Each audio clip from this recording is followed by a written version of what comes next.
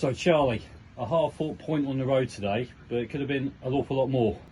Yeah, probably. I think some of the key moments today, some of the big moments, we felt that we had 3 or 4 big opportunities, and certainly in the first half, and then probably a couple in the second. But just speaking to him in the end, you used the word last week around a real mature performance, and I think it's a real mature group we got there for such a young group, and we were incredibly proud to go and do that. We did a lot of analysis in the week looking at they don't lose many games of football here, and what was the important thing is if you're not going to win games of football on the road, that you don't then lose them. Yeah, I mean, it's a hard place to come to. Obviously, the first half, Molly Cooper, a well-taken goal. Molly Cooper on fire this season. But obviously, the second half, got to mention it, obviously a very contentious moment that could have turned the game totally on its head. Amy McLean going down the box where there appeared to be contact. What was your view of that?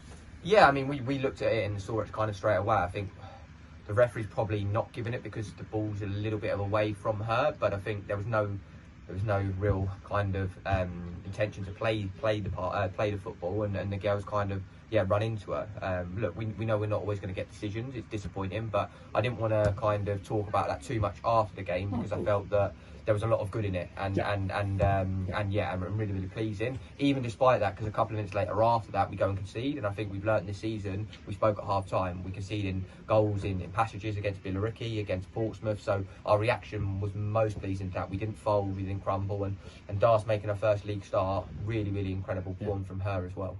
I just said we talk about it every game. Obviously, it's quite a young side here. But you say they gathered together quite easy gone by. Team could have folded, but they didn't. It did soak up a lot of pressure in both halves. There were spells when both teams had possession. But how pleased are you that obviously coming on the road and getting a point, as you say, it's probably one's better than nothing at all. Yeah, and I think we set our targets. We backed ourselves that we could come here and get 3 points. But I think again, at the end of the game, 2 cup progressions in there, and then 7 points in the league where you've gone to 4 tough places already: Crawley, Billericay, Portsmouth.